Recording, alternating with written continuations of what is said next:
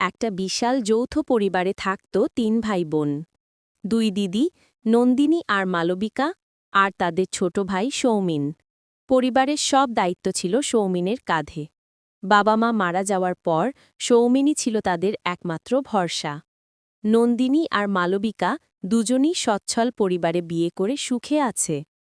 কিন্তু তাদের জীবনে একটা অলিখিত নিয়ম ছিল, তারা কেবল সম্পত্তির ভাগ আর বিপদে সাহায্য চাওয়ার জন্যেই ছোট ভাইয়ের কাছে আসত।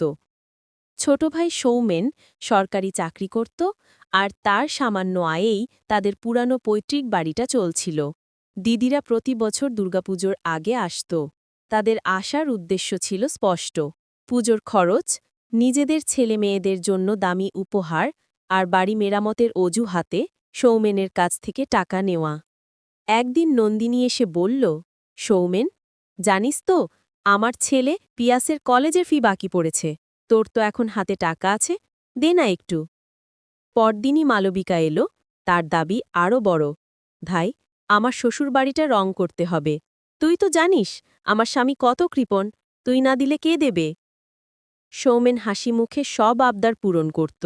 সে জানত দিদিদের কাছে তার ভালোবাসা বা আত্মত্যাগ নয়, বরং তার রোজগারটাই আসল। তার নিজের সন্তানের জন্য নতুন জামা কেনা বাকি থাকলেও সে দিদিদের চাহিদা মেটাত। একবার সৌমেন খুব অসুস্থ হয়ে পড়ল। হাসপাতালে ভর্তি হতে হলো তাকে। খবর পেয়ে দিদিরা এলো ঠিকই, কিন্তু তাদের মুখে ছিল না কোনো উদ্বেগ, ছিল শুধু নিজেদের স্বার্থ রক্ষার দুশ্চিন্তা।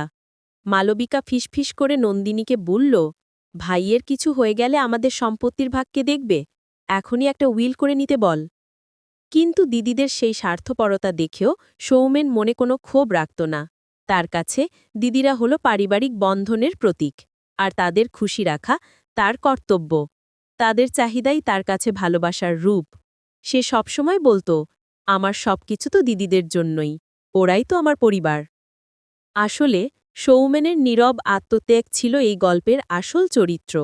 সে জানত দিদিদের ভালোবাসা হয়তো সে পুরোপুরি পায় না, কিন্তু সে নিজের ভালোবাসা দিয়ে সেই বন্ধনটাকে বাঁচিয়ে রেখেছে। তার কাছে তার ২ দিদি ছিল সেই বড় বটগাছের মতো, যার নিচে সে নিজের সবটুকু দিয়ে ছায়া দিত, বিনিময় কিছু না পেয়েও।